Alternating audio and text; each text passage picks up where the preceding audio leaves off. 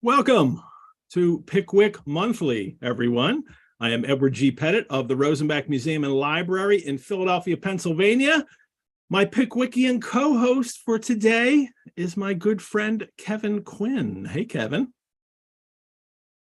And for the next 20 months, we will be talking about Charles Dickens's The Posthumous Papers of the Pickwick Club, as it was first serialized in monthly parts from March 1836 to October 1837.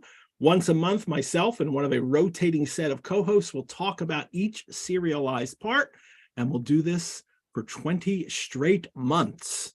And along the way, I'll share some of the items in the Rosenbach's collection, which include we have a complete serial parts of Pickwick here. We also have part of the original manuscript of the Pickwick Papers. There's a page of it right there. And I look forward to, when we come up to that moment in the novel, sharing the manuscript that we have of it to show you how Dickens wrote those chapters. The Rosenbach also has many first editions signed by Dickens, usually given to friends, so they're all attribution copies. The earliest surviving literary manuscript of Dickens we have, lots of letters, ephemera. We even have a lock of Charles Dickens's hair. So I don't know if I'll share that. I don't know. We'll see. I like the fact that we have a lock of his hair. I'm also drinking negus today. I thought I'd have a nice Victorian beverage. Kevin, is that coffee or is it water or tea? Or it's tea, Ed. Tea. I love how your handle was broken but repaired, because it's an important mug and you needed to keep that mug in service. Typically, this mug resides on my shelf, but we brought it out today just for this special occasion. Great. Negus, everyone, is a Victorian beverage. You'll find it mentioned in today's serial part. It's in, I think, every Jane Austen novel. Somebody's drinking negus at one point. It's port, water, spices, lemon, heated up. It's delicious, and that's what I'm going to be drinking today. Kevin, I know you well, and I know your Dickens love well too, but I'm wondering if we could start today asking about maybe the first time you read Pickwick Papers. Well, Ed, I do have dim recollections of reading it in college as part of an English literature course that I took at SUNY Oneonta in upstate New York. But my really powerful memory of this novel, if you will, some say it isn't, but of Pickwick, is the first meeting of the Friends of Dickens that I attended. It was being held by Mike Quinn, a man who was eulogized after he passed recently and sadly, as Pickwick in the flesh. He was very much of Pickwickian proportions, and he had a style with a raised hand that came from his days as a Catholic priest. And we actually did chapters 1 and 2. I was working in New York City at the time. For 10 years, I owned a business in New York and commuted. And I read all the Dickens novels, Googled, found that there were Dickens groups, and that's how I came to the group that day for the first time. And, we're going to be covering that ground again today. So, of course, all readers of great literature know, as they get older and they revisit things, they change. Like Thackeray wrote, the world is a glass, and it gives back to each man his own reflection. So these novels and their universal truths reflect ourselves in them. So, I say today is another reflection, in the diamond of Pickwick. Ed, thank you so much for inviting me on today. You're one of those Pickwickian lights, and may you shine ever brightly. I thank you. I have been trying to do this show for a few years now, and I wanted to do a show where I followed along the serial parts. People may know I've done several shows for the Rosenbach, and they're usually weekly shows. We did Dracula, Frankenstein, Jane Eyre. We just finished Jane Austen's Pride and Prejudice. And I wanted to do a show where we read Dickens in monthly parts as his first readers did. And of course, I want to do Pickwick. And I finally was able to get it together where I could line it up in the right months too, because you want the December issue to fall for the December Christmas issue of Pickwick. So we've got it lined up. It will be a great way to get through this novel. Actually, my first reading of Pickwick didn't happen until 2011. It was when I was gearing up to do that Dickens bicentenary. I was working with the Free Library. I was the Charles Dickens ambassador for the Free Library of Philadelphia's, Dickens bicentenary celebration all year long. And almost from the start, I was my favorite Dickens novel. I fall in love with the characters as it progresses. And I think it is a progressive thing that happens in this novel. I don't think Mr. Pickwick, the first time you meet him, is the same lovable Mr. Pickwick you wind up loving him at the end. And I don't know if that necessarily starts in the beginning, although everybody loves Sam Weller when they first meet him. And it is even though Bleak House is a brilliant novel, and maybe it's, I think, his greatest novel, or, people make the case for Great Expectations or others of his works. I can agree with that. But if I'm going to go into a Dickens novel, this is the one I want to go in. And I want to live in this world with these people on the coaches, running all over England. So that's my first, I didn't come to Pickwick till late. And it is absolutely still a joy. And I hope we can convey some of that as we read this for 20 months. So here's the format for today. We're gonna actually read the first paragraph and then talk a little bit about that. Then we're gonna look at the cover and the way the serial looked for readers in 1836 when they got it. Then we'll talk a little bit about how Dickens came to write it, and then we'll dive back into the text and we'll work through it all the way through, until the end. One thing we won't do are talk spoilers. There are no spoilers in this. And we'll try to adhere to it as best we can, because if we're trying to replicate how people first encountered the text, they didn't they didn't know what was coming up next month. Frequently Dickens didn't know sometimes what was coming up next month, as he's really writing for deadline for this book. So we will no spoilers as we go through, and I would encourage people, if you're on the watching us live and you're in the live chat, I would encourage you to do the same, to not put spoilers in the chat for people, to not put spoilers in the comments. If you are watching live right now, please like and subscribe and have fun in the live chat. That live chat will remain with the video afterwards for people to read as well.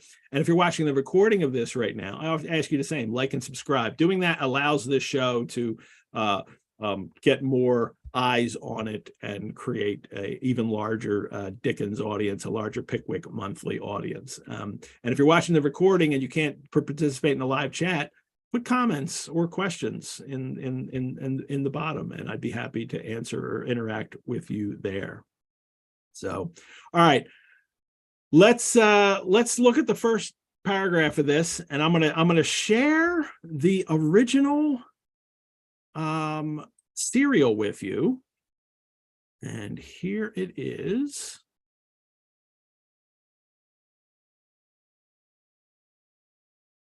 And this is the Posthumous Papers of the Pickwick Club. This is the green covers of it that everyone sees month after month. The cover doesn't change, it does change. I'll tell you how it changes in a little bit. But for now, let us look through, and then there's a little advertisements on the back of the cover page.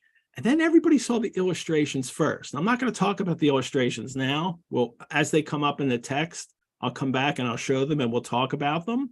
But everyone, for all of Dickens serials going forward, all the monthly serials going forward, the first thing that readers see after that cover image are images from the story itself. And for this one, there's 4 images in the first issue. Now, this will change and then Pickwick becomes 2 images, and that becomes standard for a Dickens monthly serial. But for this first one, there are 4 images, 4 illustrations. They're all by Robert Seymour for this first one. And then you get into the text, the posthumous papers of the Pickwick Club. If you're confused at all about why we keep referring to it as Pickwick Papers, as many people do, that just became the title that everybody said. Posthumous Papers didn't become, or Pickwick Club didn't become the title everybody referred to. It becomes the Pickwick Papers. And I'll just zoom on this a little bit. And it's chapter 1, the Pickwickians, the first ray of light which illumines the gloom and converts into a dazzling brilliancy that obscurity in which the earlier history of the public career of the immortal Pickwick would appear to be involved, is derived from the perusal of the following entry in the transactions of the Pickwick Club, which the editor of these papers feels the highest pleasure in laying before his readers as a proof of the careful attention, indefatigable assiduity, and nice discrimination with which his search among the multifarious documents confided to him has been conducted. Kevin, how many 10-cent, multi-syllable words can you put in in one paragraph? We could count them, but it is clearly a lot that he is, putting this kind of hyperbolic language right, to start. It's ironic and satirical, right? And he uses that framing device almost like a Don Quixote, right? He's going into the closet and finding some papers, and it's going to be filtered through him, but these are true events. This stuff really happened, and it's almost this is a nod to Don Quixote, as I heard you pronounce all those 10-cent words so well. Let's give him a hand, folks. I think you hit all the buttons there. That was sort of a convention in Don Quixote too, right? At the beginning, Cervantes talks about how, well, if you want to make your, be taken seriously, quote some learned authorities, use some classical references. He's almost kind of doing that here. He's getting his bona fides out there.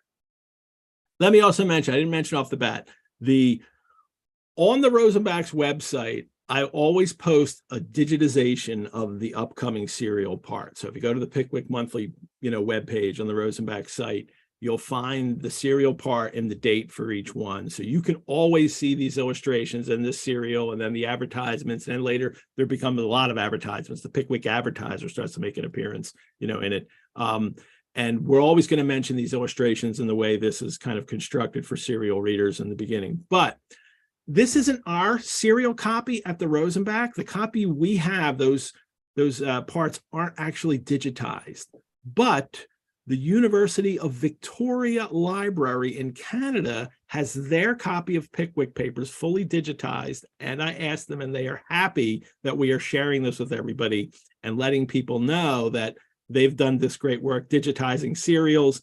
I put a link in the chat. You can visit there. They have lots of other Dickens serials already up there and a few other Victorian serials as well. So I wanted to give a shout out to the University of Victoria Library for the particular copy that we're looking at right now. And are all the advertisements shown in their copy? Yeah, it's unusual because the way in some of the parts, the Pickwick Advertiser, where there's a whole section at the beginning, that didn't begin until serial number 4, till the 4th issue. So, and then different copies, some of them have them, some of them don't. It depends on, especially later on when so many more copies kept, it was going through reprinting after reprinting because it was so popular. Not everything got all the same parts to it. So there's all kinds of, antiquarian book language about states and what is, in everything. So some of theirs, so their copies don't line up with ours exactly. And there's a way that both of our copies don't line up, which I'm going to talk about in a minute. Or when we start, that the fact that the cover is actually on theirs and on ours is actually a different cover than the very first printing. And I'll show that why in a little bit. But I want to get back to this text here, and the key words for me there. Well, there's two things going on. One of them, the editor of these papers feels the highest pleasure. This is the beginning of Dickens as a narrator coming into his text as well and talking to the reader. I'm just the editor of the Pickwick Papers. And all throughout this, the narrator develops a kind of personality, a persona that is Dickens, but it's also Dickens as a narrator of his novels. I'm not sure if it would line up exactly in real life with him.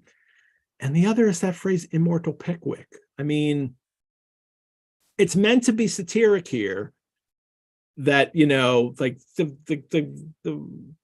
Mr. Pickwick of the Pickwick Club is not an immortal character, you know, as in his life here with these other people. But it turns out to be kind of prophetic, right? And how enormously popular this work became, you know, as a work, as a book itself, as a character, Mr. Pickwick. I mean, it becomes so popular. There's all kinds of like bootlegs merchandise out of the market at that time: cigars, hats, canes, soaps, you know, Pickwick this, Pickwick that, little Pickwick figurines that come up, various print and stage, you know, adaptations. Let me stop the share of this right now. Ed, before you do, okay, maybe we go back. What's up? I wanted to ask about the cover and the 1 shilling price. We're gonna hit that. We're gonna hit that in a little bit. Thanks. The merchandising, you can almost hear, you know, merchandising, the Schwartz, but it was an explosion. And again, no one had seen a literary superstar like this before. This was unprecedented. Yeah. And of course, the whole Victorian age, you know, modernity is clashing with what had gone before, and that's part of the fascination, isn't it, for so many, and that raised so many issues of intellectual property. Can you imagine today, Ed, if Disney let people adapt their stories or sell their merchandise, they would have been down on them with 500 retained counsels and in-house attorneys. You know, Dickens is out there in the wilderness saying, "Where's my cut?" Yeah, I mean, and that happens later when he starts trying to fight the pirates, but you know, and he loses. He wins but loses because it's too expensive to fight them because copyright laws aren't set yet, and that won't happen until much later in the 19th century. But I want to spend about 10 minutes, a little over 10 minutes, just talking about how this novel came about before we jump back into the text. Just a kind of the conception, the how it was published at first. It comes out it was first issued on March 31st in 1836, and because that's the last weekday of the month. The last weekday of the month is called Magazine Day, and in that age, and that's when all the issues come out. And while he's writing Pickwick, he's not just sitting at home only working on Pickwick. Charles Dickens is a reporter. He's covering Parliament for the Chronicle newspaper, running to Parliament sessions, sometimes having to run out to cover speeches in other places of the country. He's only 24 years old. He's been publishing sketches in other periodicals, originally in monthly magazines, starting in 1833, and then Bell's Life from 35 to 36. Just little sketches, slices of life. These people, they're funny, they're engaging, they are very detailed. They read as Dickensian as we know it, right? And then sketches, he's managed to convince a publisher, John McCrone, to publish it as a book. And so it's going to come out as a volume, Sketches by Bowes. Bowes is a name he writes under. We'll talk about Bowes too when we look at the cover again. So he's got sketches coming out. He's, you know, a Chronicle reporter, and now he's hoping, all right, now I'll finally sit down and I'll write my novel. This is what he wants to be. He wants to be a novel, like Walter Scott kind of novelist, right? I mean, Scott's already dead by this point, but he's still the most read novelist in the 19th century and will continue to be for a long time. Dickens has an idea of a novel. Gabriel Varden, he wants to write it. It's an historical novel. It winds up being off delayed. It eventually he does write it, and it becomes Barnaby Rudge later, you know, in his career. But he wants to be a respectable novelist, in the Walter Scott mode. That's what he thinks he's, shooting for. But a couple young publishers, Chapman and Hall, approach him because they're looking to break into the fiction market, and they've got an idea from an illustrator by the name of Robert Seymour. And what is Kevin, tell me, what does Seymour want to publish with this? So as Dickens commented when he heard of the idea, it had been done before, but the notion was a Cockney sportsman, sort of like a city guy. It's almost like city Cockney slicker meaning, somebody who lives in the century, right? city, yeah. So you're Cockney, you're growing up in within the sound of the Bow Bells, but you're going out there, you're going to play a country gentleman, and hijinks are going to ensue. You're going to fall off your horse. You're going to hook yourself with your line fishing. You're going to forget to load the gun when you're trying to go bird hunting, and so that was the notion that Seymour was pitching. So you really have two parallel ideas, because of course, as you alluded to, when they sort of think, who was it that thought of Dickens? Like, first it was Seymour's idea. He goes to Chapman and Hall. I think they had heard of Dickens through his sketches, right? Is that how it came about? Yeah. But Dickens isn't even the first. They actually approached a couple other authors, and they were like, "Nah, I'm not going to get on that monthly merry-go-round, having to produce every month 12,000 words. Like, that's not going to happen." And also, it's not the most respectable writerly thing to do, is putting these, these monthly shilling issues out is not what. And a couple novelists tell Dickens that.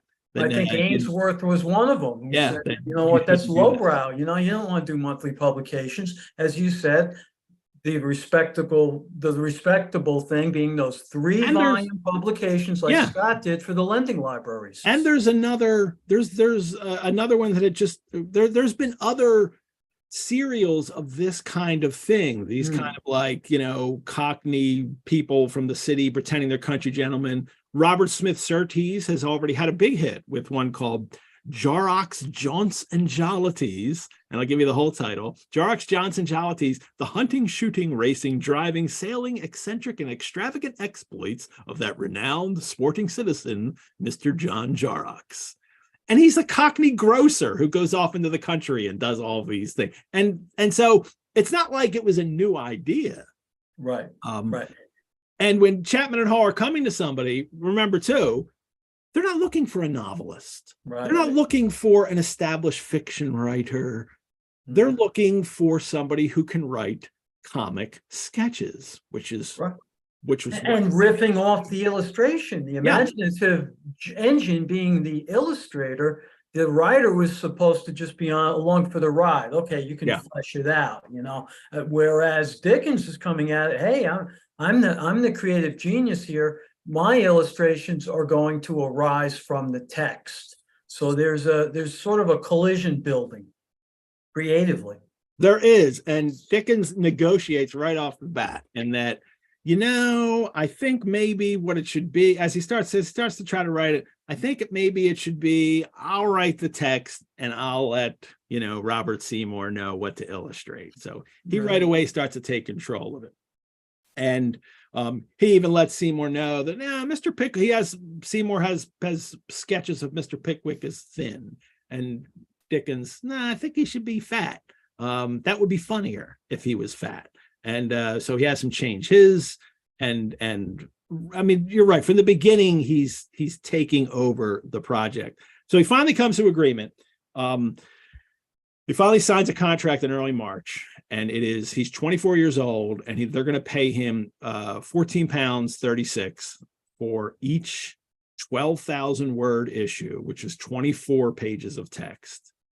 And he's a reporter for the Chronicle. He's hoping to write in his novel on the side. I think one of the reasons why Dickens agrees to take this route, which winds up creating him, I mean, he becomes Charles Dickens as we know him because he takes this route, is because $14.36 a month is a reliable, money coming in the door, and he's already engaged to Catherine Hogarth and wants to marry her. And sure enough, they get married the next month. They get married in April.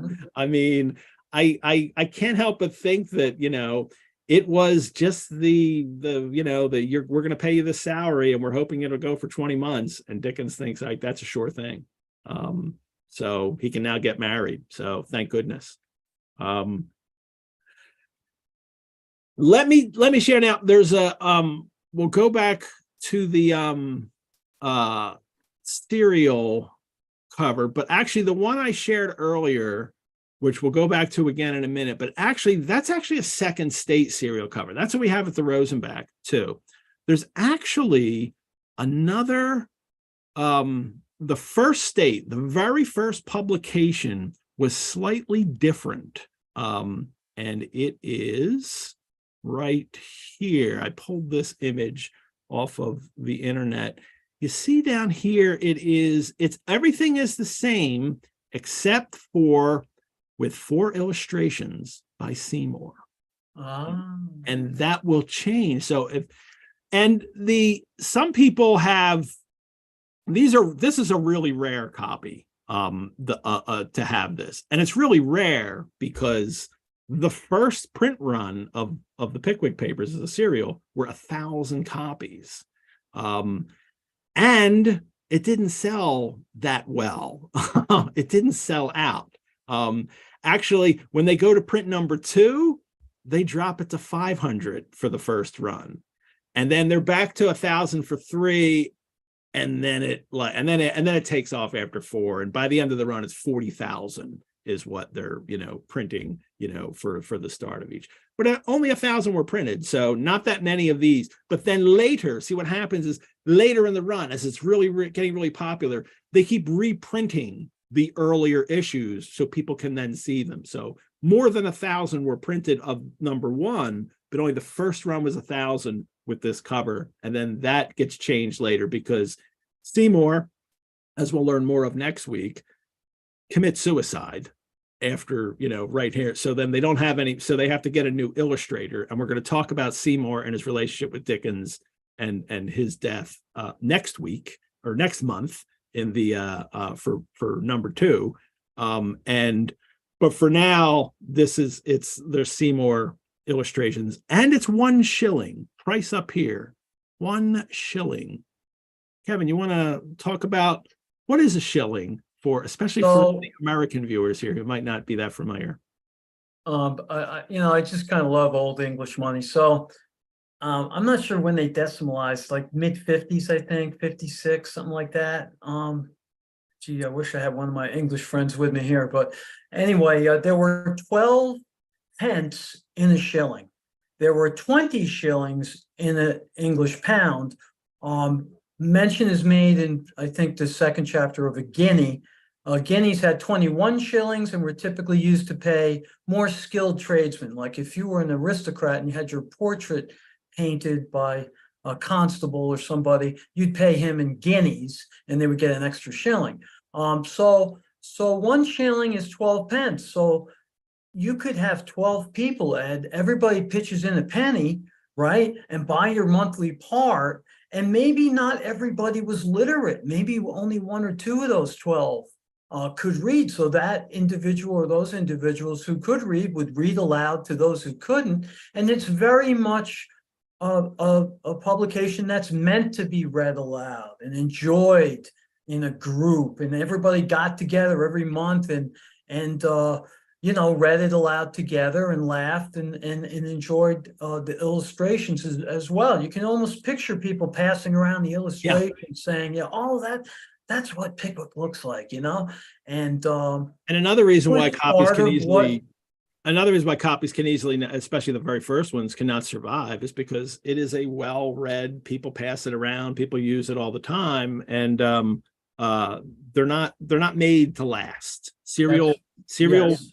Monthly, publications are not made to last. People would have them bound at the end of the run, and I guess those are probably the parts that survive or somehow preserved, Yeah, and it's back to that comment, the immortal Pickwick. It almost does seem like he's writing for posterity right at the beginning of this, doesn't it? I mean, Well, and he's doing it in a mock way. 24, Yeah, right. He's doing it in a mock way, but then it comes true. So right, yeah. right. So like Walt Whitman, he sort of invented himself, you could argue. Well, it's also not by Charles Dickens. As a matter of fact, none of the issues say Charles Dickens until the last. And then the last, there's his name's in there, and because he includes the parts, if they want to have it bound as a book, we'll see that in 20 months. But it's Bose, or Boz, as some people say. I think probably it was interchangeable as the way you would pronounce it. But it's the name Dickens came up with for his sketches. And perhaps with the idea too, Kevin, that he wants to make sure he saves Charles Dickens for when he becomes a serious novelist and writer. So I'm just writing sketches, so they'll be by, Bose. It's an old family nickname. His youngest brother, Augustus, right, was nicknamed Moses. But when he was very young, he could only say Boses. So Boses came out somewhat differently. Yes. And Bose became just a name that the family knew, and Dickens uses it for his, and that's why you can pronounce it Bose instead of Boz, because we know it comes from Boses, from Moses. So I feel like I'm doing the Singing in the Rain song. If Moses supposes, but it is Bose that he presents himself to his public. And while at the end of every monthly serial that he does, and he publishes it as a book, Charles Dickens is the name in it, there are readers who read Dickens for decades as Bose and nothing else, if they're just doing serial parts. And it becomes part of his persona and part of the way, especially now when this first issue comes out, people aren't running around saying, did you see this new thing by Charles Dickens? It is this new thing by Bose. And not a lot of them are running around. It's not that popular yet. That only grows over time. So there's a question in the chat here. How known or unknown was Bose's identity at the time? What is 100% secret, or did some know it was Dickens? Yeah, some would have known, especially everybody in the publishing world knew who it was. Dickens was not a secretive guy. Everybody knew. He was. He's incredibly social.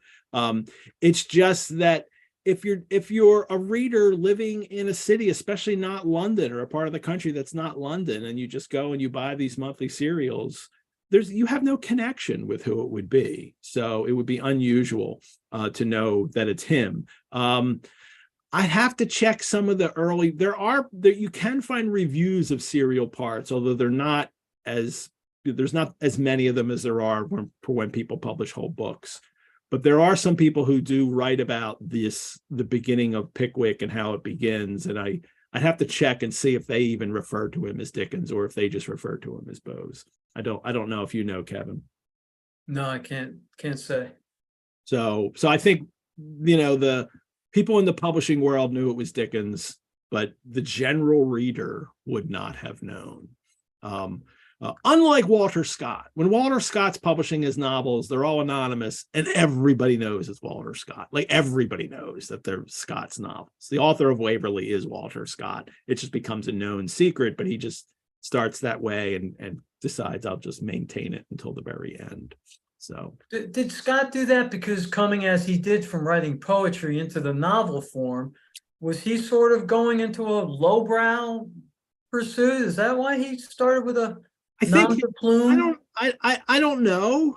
I've imagined that it was a new endeavor, and he had been celebrated as Walter Scott, the author of these poems, and maybe he just wanted to do them. I mean, it wasn't quite like, so we'll see if they sell if they don't know it's my name, right. As much as he himself recognized that he was going to try something new now. He thought he had done all he could do with poetry. Byron had come along, and he was like, I can't write like that, so I'm just going to quit while I'm ahead, and then I'll write novels. And he comes up with something great. So I'll try not to talk about Scott a lot, people. I love Walter Scott, and I read Scott all the time. So I'll try not to go down a Scott rabbit hole.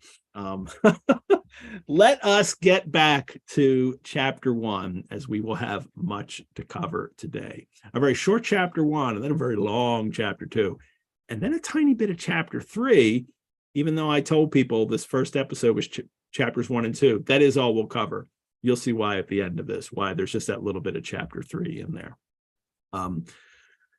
So the chapter begins with, that, hyperbolic, the immortal Pickwick, and I'm the editor, and I'm going to show you, all these, wonderful things that they've written and put together. And then we get into very much May 12th, 1827. So we have a date. There's when Pickwick paper starts. We know it's 1827.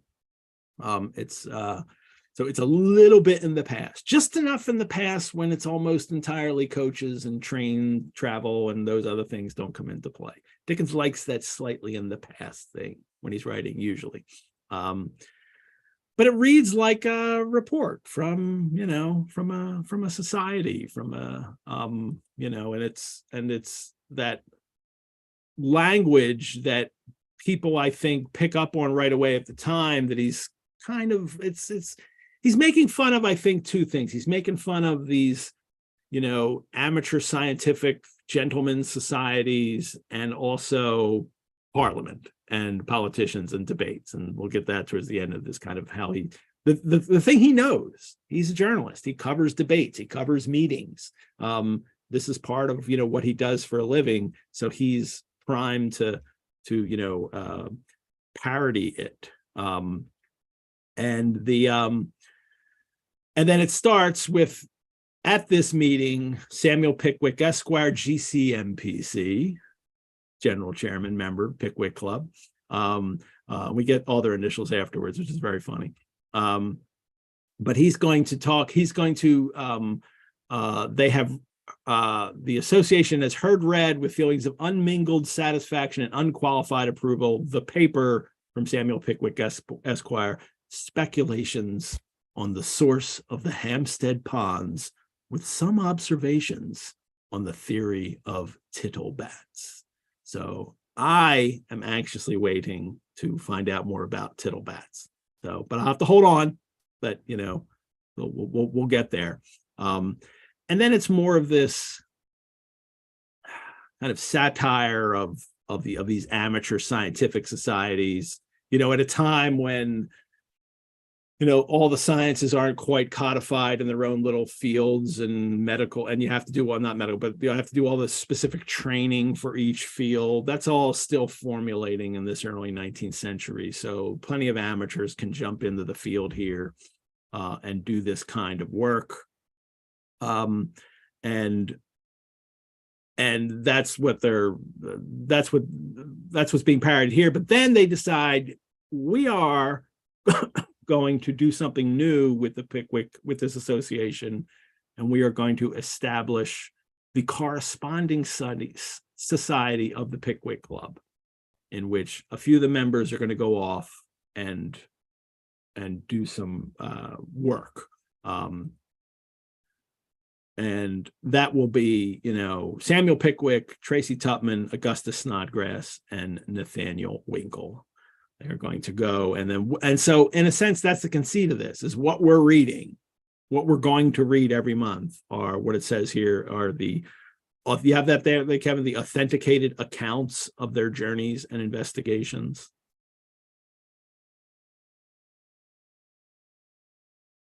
Am I ahead of you? Authenticated accounts. Okay, is it before? I'll read it. Authenticated accounts of their journeys and investigations, of their observations of character and manners, and of the whole of their adventures, together with all tales and papers to which local scenery or associations may give rise, to the Pickwick Club, stationed in London. So, and that's kind of what the cover tells us too, right? I mean, well, the cover, because Robert Seymour has imagined this in a different way, it is containing a faithful record of the perambulations, perils, travels, adventures, and sporting transactions of the corresponding members, is the way that he's got it on the cover, which remains the cover for the run of it, but not really what Dickens wants to do, and he's changed it. And now it's the observations of characters, manners, the whole of their adventures. He doesn't mention sporting things. We'll have a couple moments of that in the novel, but that's not really what Dickens wants to do with these characters. Well, Dickens does mention that he put in Winkle just for Seymour. Yeah. So again, this the notion that Seymour had of putting his characters in. Now Dickens is pushing the Dickens characters onto Seymour. It's very interesting. I forgot to mention too, that whole observation of that kind of parody he's doing of the scientific society's speculations on the source of the Hampstead ponds, with some observations on the theory of tittlebats. One of the notes in one of the editions, it might be the Penguin, it might be the Wormold edition in Penguin, writes that there was actually, by William Arderin, observations to the Royal Society on the bandstickle or prickleback, alias prickleback, and also fish in general, which he had published in 1747. And then someone by the name of John Hill wrote a satire of that in 51 called Dissertation on Sticklebats in his review of it. And that Dickens seems to be aware of this, somebody satirizing a history of stickleback is a tittlebat. It's just it's the ridiculous word that Dickens has come up with it for these creatures. And of course, it's not a bat, it's a fish. I mean, my Penguin edition says a tittlebat is a childish variant of stickleback, a small, scaleless, salt and freshwater fish with spines before the dorsal fin. And further back to that satire, the note said of the scientific societies, my note says that Dickens was parodying the British Association for the Advancement of Science, established in 1832. So he set into action 5 years earlier, but that's not stopping him from. And he also parodied it again, Dickens, in Bentley's Miscellany. He called it the Mudfog Papers. Yeah, that'll come up later. The Mudfog Association, meetings of the Mudfog Association for the Advancement of Everything. And that's kind of where Oliver Twist comes out of too. Those early Mudfog sketches is the kind of beginning of that area where he's writing with Twist, and then he continues on there. But now you're making me want to know more about Tittlebats. Well, we have the rest of this meeting to get through. Maybe we'll get back to Tittlebats. The also note that the members of the corresponding society will pay the postage of their letters. I thought that was a sly little wink there. That's sly little thing that, like, politicians at this time don't pay postage when they have that free franc. All members of parliament have that. People don't like this idea that they can send wherever they want, anywhere, and they don't have to pay for anything. This whole system will get abolished in 1840 with the penny post comes in. And then everybody, they stop getting their free. They lost their franking privilege. Yeah, they lose that with the penny post. Okay. But I think that's also Dickens' little sly, knock at them. As then the argument that comes up becomes a kind of parody of these parliamentaries, arguing with each other that he witnesses and writes accounts of all the time. Here's an example, though, of how, like, just the humor that Dickens is going to pursue here, this kind of ridiculous humor. Mr. Pickwick, a casual observer, and then we get this description of him, that the gigantic brain of Pickwick was working beneath that forehead, and that the beaming eyes of Pickwick were twinkling behind those glasses. The sight was indeed an interesting one. There sat the man who had traced to their source the mighty ponds of Hampstead, and agitated the scientific world with his theory of tittlebats, as calm and unmoved as the deep waters of the one on a frosty day, or as a solitary specimen of the other in the inmost recesses of an earthen jar. And then one more detail. Well, as he stands up on the chair here, this illustrious man stands up on the Windsor chair to address the club, his elevated position revealing those tights and gaiters which, had they clothed an ordinary man, might have passed without observation, but which, when Mr. Pickwick clothe them, if we may use the expression, inspired involuntary awe and respect. I mean, his tights and gaiters inspiring respect amongst the audience is the kind of, this is where, like, I think he finally tops out, like, in being ridiculous. Dickens, like, this is as ridiculous as I want to make this. And we should get the impression now that this is a ridiculous person, which will change over the course of the novel. But right now, we've establishing him that he is a silly man. And from the start. The line you didn't read, Ed, right before that, what a study for an artist did that exciting scene present. So again, he's like usurping Seymour in this, like, you know, he's telling the artist, hey, this is the scene.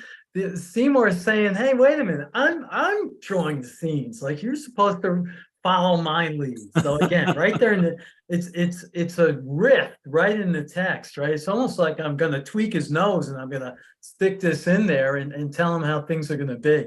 Here it is. Here is Seymour's illustration of it. And let me arrange my Zoom thing so I mean, you could see, I think it's Tupman to Pickwick's right, and he kind of looks like a character out of opera Bufu. I mean, he could be in like a Rossini opera, sort of this goofy guy with the curl on his forehead. Right here. Here he is with his, you know, tights and gaiters. And it also makes him an old-fashioned man. Like, this is somebody coming out of the 18th century. It is now already 1827. Gentlemen are starting to dress differently and will continue to dress differently. Mr. Pickwick is more old-fashioned than that. And you can see that he looks angry here. We'll get to why he's angry, because then they wind up having an argument. I'm always annoyed that the first image of Pickwick is angry, because he's clearly not an angry person. But this is the difference between Seymour imagining what's going on and Dickens kind of tell the story and create this character. But of course, right in the front of the picture here, they are country sporting implements. I think there's a gun there. There's something else, some rods, maybe fishing rods and baskets. I mean, these are the Seymour saying, yes, and these gentlemen are going to argue around here. Then they're going to pick up their, you know, hunting and fishing and sporting implements and then go off to the country. And Dickens writes a story where that's not what they're doing. They're going off to, and also above the window, Ed, if you see the antlers up there, it's sort of a sportsman's club, right? Yeah. And they're all smoking and drinking. So I would be fine in this meeting, of course. Let me stop that share. And that's our first image that we get. We get a description, a little bit of description of the rest of them. Mr. Tracy Tupman, the too susceptible Tupman, whose human weakness is love. So we find out that Tupman is the one who thinks he is the lover. Always has the admiration of the fair sex was his ruling passion. And then Snodgrass is the poetic one. So we start to get established, like, the kinds of characters they are. Mr. Pickwick is the kind of leader, but also the one who's going to go out there and observe and think that he's making scientific pronouncements about things. Tupman's the lover. Snodgrass is the poet. And we haven't gotten to Winkle yet. I think that won't be described till even the second chapter. We get a little more, the Tittlebats. Pickwick had felt some pride when he presented his Tittlebatian theory to the world. We're going to get to about, no, not yet. We have to wait for Tittlebats. Pickwick then kind of starts to declaim on, this is him on the chair now, on this great adventure they're about to embark on, right? And everybody starts to cheer each sentence that he does. Cheers. And, you know, he was humble. No, you're not humble. And then cheers for everything he's doing. And then somebody says, no. And then what's the other thing that he says? Well, he calls him a humbug, right? Humbug. He calls him a humbug. You know, somebody who's not, you know, honest, telling the truth. Somebody's ridiculously not truthful. It's a humbug. And then we get the exchange, and this is Dickens, the parliamentary reporter here, having fun with this, exchange here, that this is the way these gentlemen argue. And it becomes the resolution is that it's with Mr. Blotton here, right? Why don't we just read the end of this? I'll read the chairman, you read Mr. Blotton, and then or we'll switch around. Read the chairman, third from the last one. I'll read Blotton, you read Pickwick. Okay, the chairman felt it his imperative duty to demand of the honorable gentleman whether he had used the expression which had just escaped him in a common sense. Mr. Blotton had no hesitation in saying that he had not. He had used the word in its Pickwickian sense. He was bound to acknowledge that personally he entertained the highest regard and esteem for the honorable gentleman. He had merely considered him a humbug in a Pickwickian point of view. Mr. Pickwick felt much gratified by the fair, candid, and full explanation of his honorable friend. He begged it to be at once understood that his own observations had merely intended to bear a Pickwickian construction. Huzzah! So, he admits to using the word humbug, but only in a Pickwickian sense. Only in a sense for the club. I mean, Pickwickian construction then can wind up meaning whatever you want it to mean, as long as it means we're not going to come to blows. Right. And I think it's, one could take more of a meta type construction from this of saying, here's the mutability of language, folks, and that's going to be a theme in this work. We're going to hear things said different ways by different people, and they're going to have multiple meanings. There's going to be ambiguity, but, we can all get along regardless. Well, wait. All right. I know I said no spoilers, but I'm going to have to do this now because I don't want to disappoint anyone as they continue to read this serial. And of course, are anxiously expecting, breathlessly awaiting the promised observations on the theory of tittlebats. I must disappoint you. There are no tittlebats. And if you think this is just Charles Dickens' way of building suspense in his readers, as he recounts the rollicking traveling adventures of Mr. Pickwick and the members of the Pickwick Club until they are confronted with the Tittlebatian theory in its full glory. Perhaps the scientific paper doesn't get delivered, but an actual Tittlebatian encounter in the Hampstead Ponds occurs.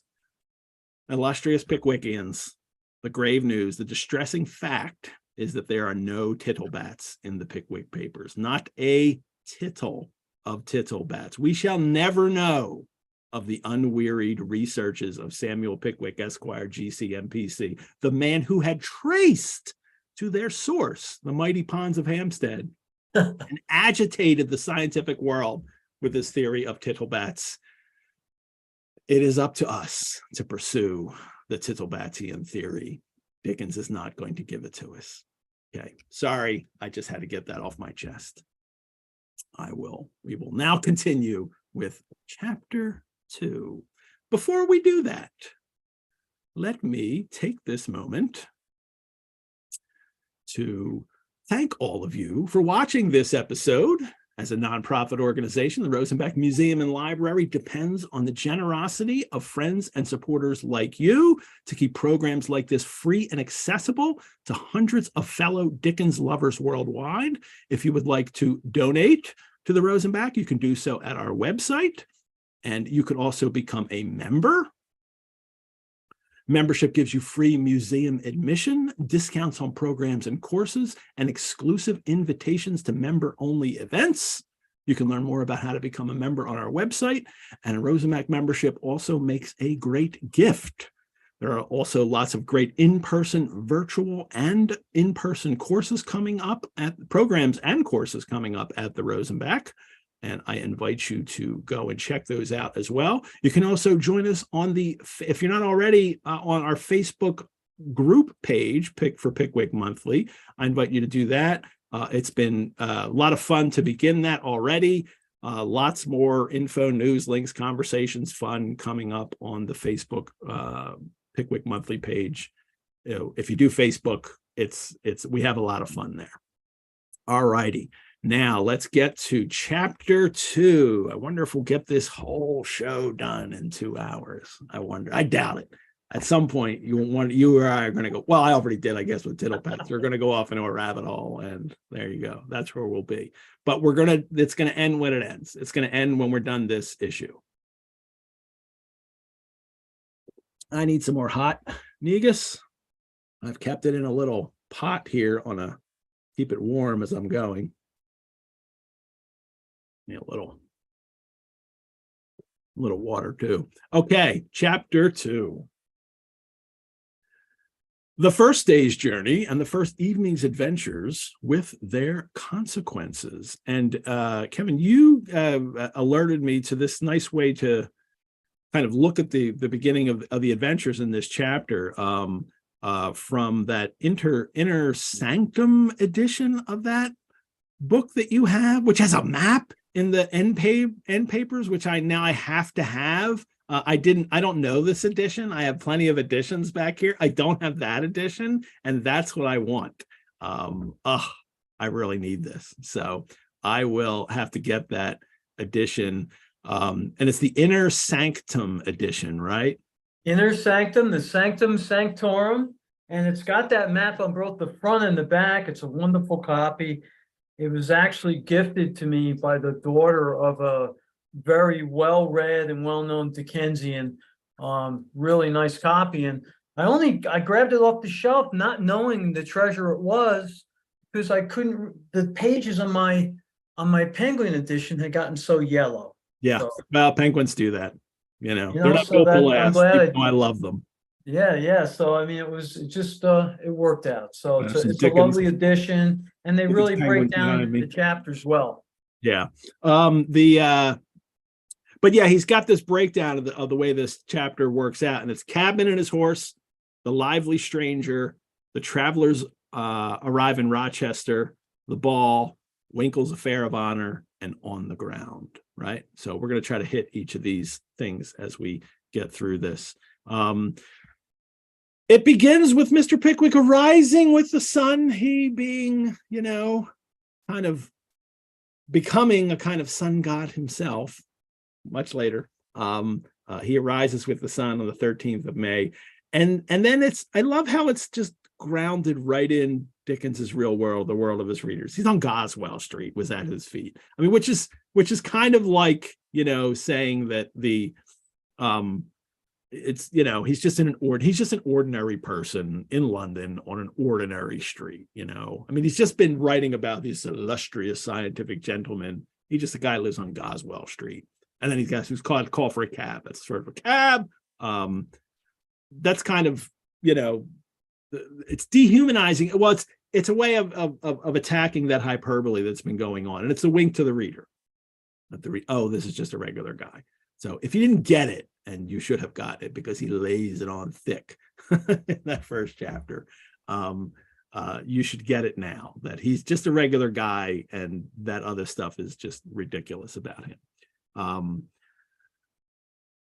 The waterman comes, is it first, because they would get the cab. There's an interesting, you guys should read, I recommend in his sketches, because he winds up kind of, and he does this throughout his career, but he does it especially early on. I mentioned these sketches by Bose that he had been publishing for about 3 years in periodicals, and now they've finally coming up in an edition. Many of those little sketches, he winds up kind of reusing those scenes, not necessarily plagiarizing himself, but there's also like there's one called Hackney Coach Stands, and it even mentions people calling for the cab to go was at the Golden Inn. Like, I mean, so he pulls a couple of the details out of it, but he's already kind of, and especially I think because he's got to write this, like he signs a contract, number one's due in, before the month is over. When he starts writing it in February, but then he signs the contract and it's due though, and they've got to get this to print. And so it's not, odd that he's drawing on past sketches that he's written to now add to his work. The first cab had been fetched from the last public house where he'd been smoking his first pipe.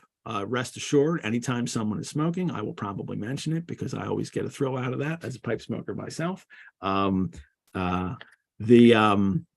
tells him to take him to the Golden Cross, and then he asks him a question. He asks them, "How old is that horse, my friend?" inquired Mr. Pickwick. And the driver replies, Kevin? 42, replied the driver, eyeing him askant. What? Ejaculated Mr. Pickwick, laying his hand upon his notebook. And then the driver continues to do this. Now, clearly, the horse isn't 42 years old. I don't know the exact age of how old horses get. They don't get to 42. He continues to pull Pickwick's leg, and Pickwick just believes every word of it. This is the second thing we're going to learn about him. So one of the things about Dickens, he's been criticized for the miraculous rich man. You have Pickwick here, or the Cheeryble brothers, or, by the time you get to Bleak House, John Giant's, maybe he can't fix everything, but he's, trying to. One of the conundrums is, like, if Pickwick, and yeah, he's a regular guy, but he's successful, Ed. He's been a businessman. He's got money. He's made money. So, like, how he's so gullible, yet he was so successful in business is part of the charm. We'll learn about that later. Yeah, but he's so gullible now, and he's really set up as, for the very first readers, as a fool. He's the fool character. He doesn't understand the way the world works, and now he's going to go out in it, and people are going to tell him the most outrageous stories, as we'll see soon, more of them. And he just but everybody in the Pickwick Club believes him. These are foolish men who go out and are kind of preyed upon by people for their gullibility. And this is the way the whole series begins. Now, if you're a first-time reader and you think 20 months of that, it develops over time. And I think the full thing, Dickens recognizes pretty quickly that he can't just do that thing every month with this.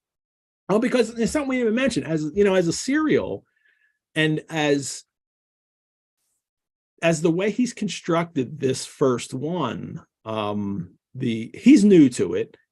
He's come in to do a kind of a publication format and a fiction format that is pretty much a series of sketches every month. That's what they've asked him to do. Now, he wants to make changes and kind of continue and kind of make it all connect in a way, but not so much that it works like what we think of today as a novel, or what they would think of as a novel by the end of the 19th century. Kevin and I were talking earlier, and many hats. Kevin and I were talking earlier about how this is or isn't a novel. And it, in a sense, becomes a novel because at the end of the monthly serial run, it all gets published in one volume as, a long narrative fiction you can read about the same characters from beginning to end. That, in a sense, is as close as it gets to a novel. It is really a series of adventures. It's like the older TV shows. Contemporary television shows tend to now run this, what we think of as a serial format, and like one episode leads to another, and if you jump in the middle, you don't know what's happened before it, and it's a continuous story just broken up like a soap opera. But for TV shows, almost universally used to be adventure of the week, whatever cop show you were watching, or it was just a different episode every week. And that's the way they would run for many shows, not all, of course. And that's a lot like what Dickens seems to be approaching here. He does this with his first few novels, and as he goes on, he starts to connect them more and more. And then by like Dombey and Son, by he's decided, I need to come up with a plan, like a whole complete plan first, and then work that out. But for Pickwick, it's just, these guys are going on an adventure. There's the adventures for number 1. Next week will be the adventures for number 2. Then it'll be for number 3. And I'm hoping that as people watch this, if you fall out, you could jump back in at any point. It's fine. you're not going to really, you know, not understand what's going on. So, all righty. The cabman's pulling his leg. He, you know, Pickwick starts to write every word, all this down in his notebook, that, you know, that the horse is 42, that he keeps him out for 2 or 3 weeks at a time. He always, and then when he takes, he has to keep him in the harness, because whenever you take him out of the harness, he falls down. He can't stand up. He's not in harness. And Pickwick is like amazed, like, my gosh, I can't believe I've never heard of this. Of course, you never heard of it because none of it's true. Entered every word of this statement in his notebook. And then he gets off. They come to the Golden Cross, and he gets off. And what was the learned man's astonishment when that unaccountable person flung the money on the pavement? How much is this again? Was it a shilling? It was, it's referred to as a bob and a shilling. So a bob was a nickname for a shilling, which he uses in A Christmas Carol when Scrooge talks about how little Bob, his clerk, makes. And he throws it down and immediately, you know, challenges him to a fight. You are mad, said Mr. Snodgrass, or drunk, said Mr. Winkle, or both, said Mr. Tupman. And then, you know, the cabman says, you know, what did he want my number for? And Pickwick didn't ask for his number. And then he says he's writing everything down. He thinks Pickwick is an informant, right? He thinks he is going to he's taking some information down, and he's going to report the cabman to the authorities. And, you know, everybody is licensed for every kind of job in London.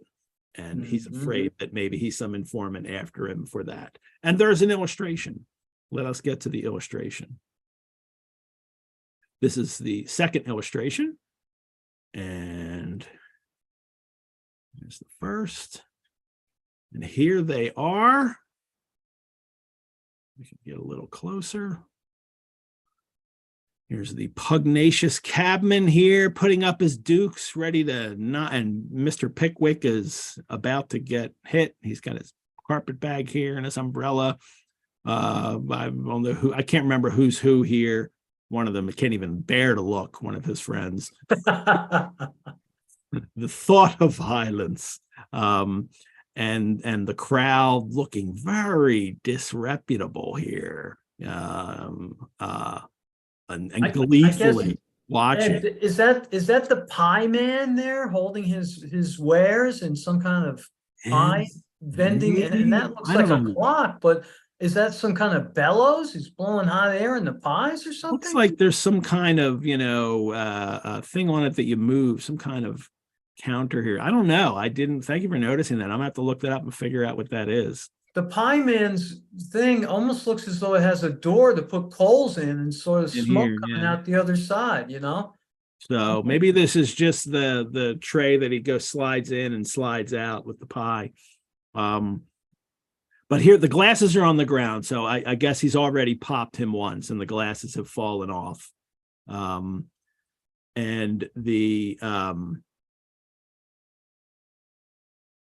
he starts hitting everyone. He just starts hitting Pickwick and hitting his friends. And he's, you know, kind of going on. This mob mentality starts to generate. And everybody is, you know, shouting. The pieman says what does he say? Put him under the pump. Put him under the pump, which means literally take him to the water pump and put his head under. Then they'll start, you know, running the water on his head. Come on, cried the cabman. And they're about to do it. And they are interrupted by a rather tall, thin young man in a green coat. Now, he's not named here, and he will not be named for this entire serial part, so we will not say his name. He is the stranger. He's the tall, thin young man in a green coat, and he says, "What's the fun?" And which in a sense is, you know, he's not necessarily trying to stop them from being hurt. He's trying to find out what's going on. And if it is, we'll later say in this chat, we'll later say that if it was to his advantage to let it go on, he probably would have helped. But he says, "What's the fun?" They say, "Informers, Mr. Pickwick, we are not. Ain't you though?" Somebody says. And he seems to recognize pretty quickly that Mr. Pickwick is probably prosperous. He's a gentleman, and this is the person that I'll help. And he does. He kind of disperses the crowd. He tells, here, number 924, take your fare and take yourself off. Kind of disperses the crowd, and and then says to the waiter, he's, quick, bring him, they brings him inside the inn, the traveler's waiting room. Here, waiter, brandy and water, hot and strong, sweet and plenty. I damage, sir, waiter, raw beefsteak for the gentleman's eye. The brandy and water comes out. He's quick drinking them himself. Mr. Pickwick and friends notice his dress. He's not necessarily respectable. Maybe we could say he's shabby genteel, which is a Victorian expression, that clothes that were once genteel, but they have since now they're worse for wear. They're, the seams are getting, they're a little dirty, but the wearer of them is not a disreputable person. Right. George Orwell quipped once, it meant knowing what to wear to dinner, words to that effect, being knowing what to wear to dinner, but you couldn't afford to buy the clothes. So you're of that social class, but you've fallen out of it somehow, or maybe you're aspiring to it. And again, with speech right away, with the cabman's vernacular, distinctive markers Dickens is putting in there, and with this stranger, he's got an aggressive speech pattern that enables him to navigate and mold reality to his will. And a very distinct way of speaking, which will become evident, that I find hilarious. And more importantly, what it does is it serves as this identifying mark for this character. Like, you can't mistake him when he opens up his mouth. Now, as you're a reader, and when you read text, if everybody is speaking in the same kind of coherent sentences, it's harder for you to imagine how different their voices are. And Dickens is very adept from the very beginning of his writing career into figuring out ways of having people speak differently as written word. And absolutely, and it makes it fun to read aloud, right? You get these different characters with different speech patterns. As you're reading aloud to the 11 other people who shared a penny to get that monthly number, you can all take a turn at doing the stranger. It's very Shakespearean, even. A very ordinary way that people encountered the text, with other people reading it out loud to them. That is something that was it'd be rare now, right? Like, you don't go and buy a magazine with a story in it or a book and then go sit in the bar and say, hey, everybody, I got this new one. And everybody's like, wow, read it to it. That doesn't happen anymore. A shame. Boy, wouldn't that be fun? I would love to do that. But that is exactly how one of the ways in which people encountered these stories in Dickens's day was that someone would read aloud to a group, or it could be at home. It was still common practice for families to read together out loud at the hearth, or just in their house. And if they're not that wealthy, and wherever in their house, that somebody would read aloud at the end of the day. It could be sermons. You could be stuck with somebody reading Fordyce's sermons, but now, well, you hope not. You hope that somebody, parents who liked fiction and would read fiction to you. But a way to encounter a text. Anyway, back to here. Pickwick is also noticing him, and here we get the description of the stranger. His face was thin and haggard, but an indescribable air of jaunty impudence and perfect self-possession pervaded the whole man. Now, I don't know if you can really imagine what jaunty impudence looks like. I mean, it's like a bit of like Dickens is like, it seems so specific, but you really have to figure out what that looks like on somebody's face. And I wonder what I would have imagined had I not seen a couple, adaptations of this book, and I know it so well now. I don't know my exact image of that when I first encountered it, but I wish I could. So if you're a first-time reader, think about that. Think what does jaunty impudence look like? Because that's who this is. That's who this stranger in the green coat is.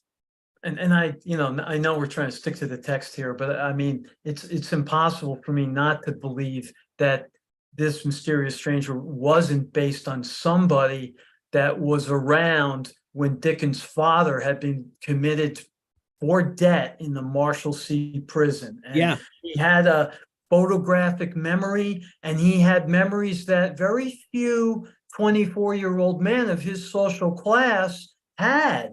Most of them hadn't been inside a prison for debt or inside a pawn shop, which at one point in the text, I believe that this character goes to the pawn shop. Dickens kind of hints at it because, he leaves with a shirt and he comes back without a shirt. Well, what happened to the shirt? I think he goes to the pawn shop a little bit later on when they go to Rochester, but that was part of what made him such a compelling author, his great memory mixed with that experience that he had, unique experiences. I didn't catch that detail. That happens a little later. That's a good catch by you. Yeah, that's must be what he does. Because Dickens keeps mentioning he has this brown paper parcel, and that looks like it contained a shirt. That's the size of it, and one shirt and a handkerchief. And then he goes off with it later, and then comes back and he doesn't have it.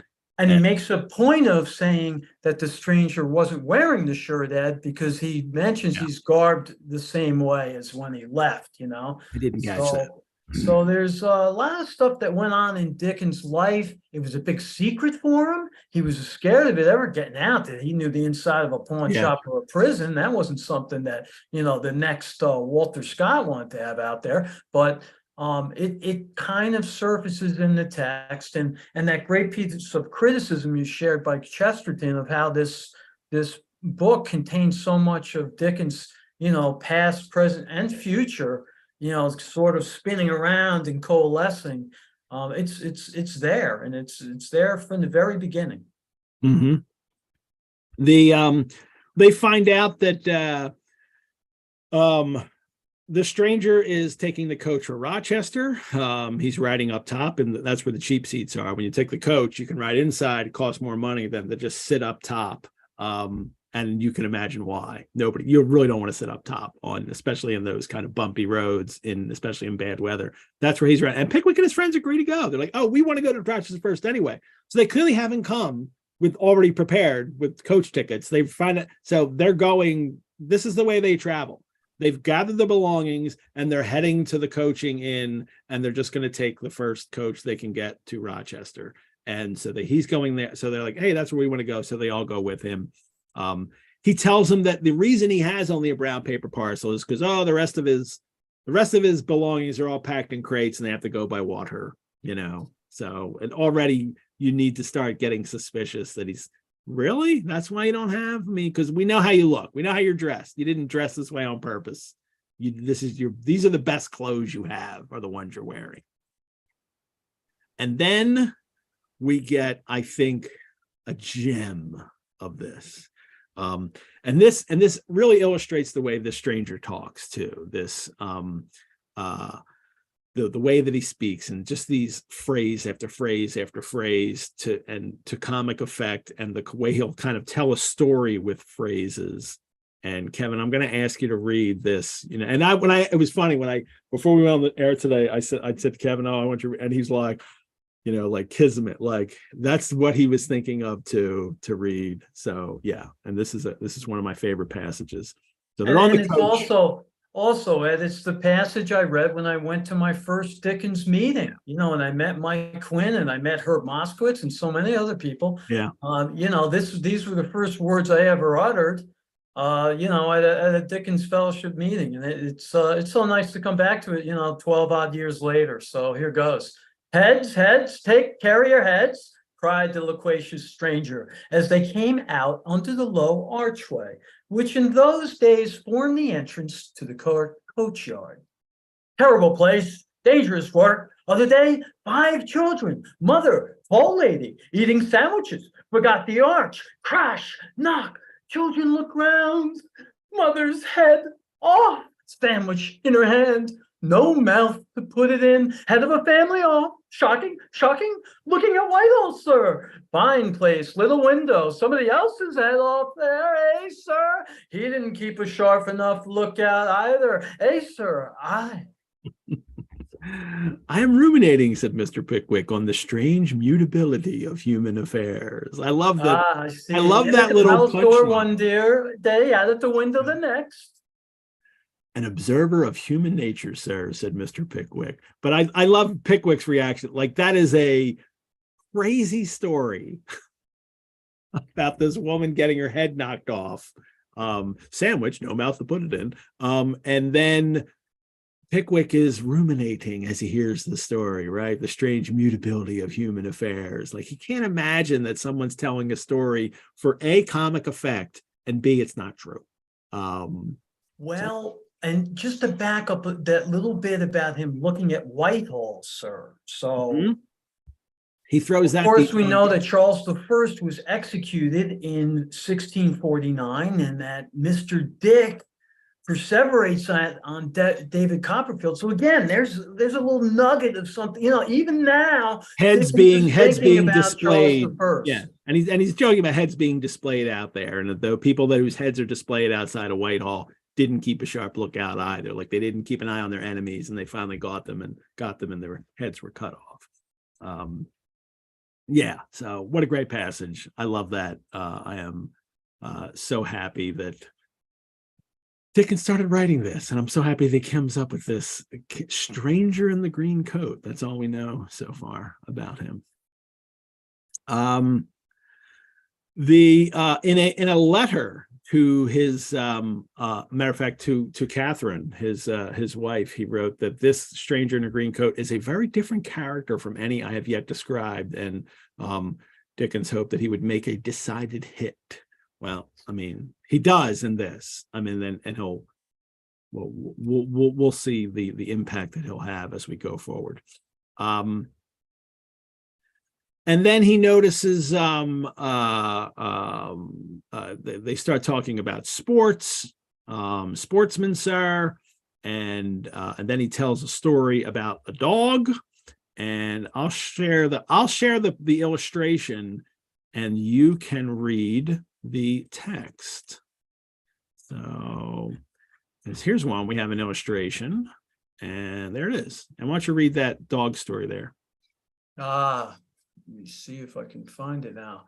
Let me start with dogs, sir. Not just now, said Mr. Winkle. You should keep dogs. Fine animals, sagacious creatures. Dog of my own once, Pointer. Surprising instinct. Out shooting one day. Entering enclosure. Whistle. Dog stopped. Whistled again. Ponto. No go. Stock still. Hold him. Ponto, Ponto. Wouldn't move. Dog transfixed. Staring at the board. Looked up. Saw an inscription. Gamekeeper has orders to shoot all dogs found in this enclosure. Wouldn't pass it. Wonderful dog. Valuable dog. That. Very. Singular circumstance, that, said Mr. Pickwick. Will you allow me to make a note of it? And we have a whole illustration for that, which, if you think about it, when they're coming up with what scenes to illustrate, really, this is the scene you're going to, I mean, it's a little comic strip, but it's so tiny. You can't do the other story with the woman get her head knocked off. Let's do the before picture, maybe. But it kind of, I think this kind of illustrates the difference here in what Seymour wanted to do and what Dickens wanted to do. This is exactly what, Seymour wanted to do. Let's come up with this little thing. I'll have this little illustration and you write a little text about it. And Dickens's answer is only like, yeah, this is just a little throwaway few lines here. This is not an important thing. Now, I don't know if this is already one of the Seymour images he had already done and was waiting to be incorporated into the text, or if Dickens had included this and Seymour was just like, yeah, okay, I can do that little thing. And he does that. I don't know which way that went. But it does highlight the way that Dickens is interested in doing something else, and this kind of system won't work. Even though it's kind of a little fun story, it's not the funniest, and it's not going to really, stay with you. I wonder if it's, kind of, and to merit a whole illustration when there's only 4 seems like that's not what you should be doing. Yeah, totally agree. And it's sort of a story within a story, right? Yeah. So, and we see that as a thing that, not shock, Yeah. Spoilers aside, we can see that sort of a thing that's going to happen. Some of you may have a note in your text, and it's a note from Dickens about a remarkable instance of the prophetic figure of this person's imagination telling the story, The Stranger. This dialogue occurred in the year 1827 and the Revolution in 1830. This is about something else. Well, that's not actually in the serial. That's in a later edition, that note. But there is a note in the first serial about this story that is not in some editions that I've seen. And it was Dickens, Mr. Pickwick says, singular in circumstance that about the dog, will you allow me to make a note of it? And then there's a note from in the original serial. It says, although we find this circumstance recorded as a singular one in Mr. Pickwick's notebook, we cannot refrain from humbly expressing our dissent from that learned authority. The stranger's anecdote is not 1/4 so wonderful as some of Mr. Jesse's gleanings. Ponto sinks into utter insignificance before the dogs whose actions he records. Editors. A reference to now I need a note for the note, Right. which I don't have. A reference to another story or something else from the time. Do you know what Mr. Jesse's gleanings is? Do you have a note? Well, I do have it here. As a matter of fact, Edward Jesse, 1780 to 1768, surveyor of parks and palaces, wrote 3 series of gleanings in natural history. The third contained a 30-page section devoted to anecdotes showing the sagacity of dogs, supplied by correspondents and published and recorded in his notebook. Dickens met Jesse in 1841, and this note was withdrawn from the cheap edition. So there you have it. There you go. Gleanings on the gleanings. The Revolution of 1830, of course, isn't that the one from Les Mis and Liberty Leading the People, the famous painting? As you know, this, it's like, but what I originally was talking about, like, this doesn't seem to matter, this dog thing, but there's a rabbit hole. There's like, now the editor's got to say something about something else, the editor being Dickens, about something else that this kind of refers to. And I like it. Now because I love these side ventures. I love these, let's just mention something else and have you think about something else, and the kind of haphazard way that fiction can happen in a serial. I find really charming, and I find enjoyable to do. Right before that, he says, which reminds me of when found, make a note of, right? Captain Cuttle in Dombey and Son, very famous, whenever he found, when found, make a note of, was one of Captain Cuttle's expressions. And it becomes the epigraph of the famous Victorian journal Notes and Queries, which still publishes today with that little epigraph at the top of every issue: when found, make a note of. So, and Mr. Pickwick is actually the start of it, really. So he has another story. Well, he has lots of stories. Certainly, sir. Certainly. 100 more anecdotes of the same animal. But then he tells another story of this Spanish lover story and the father and, Don Bolero, Fizzgig. Like, he's making the name up on the spot. He tells this story, and then at the end of that one, 50 more if you hear, if 50 more if you like to hear them. Strange life mine, rather curious history, not extraordinary, but singular. This is, the stranger, and they're all eating it up. They can't believe he's this is the greatest thing they've ever heard, and all these stories.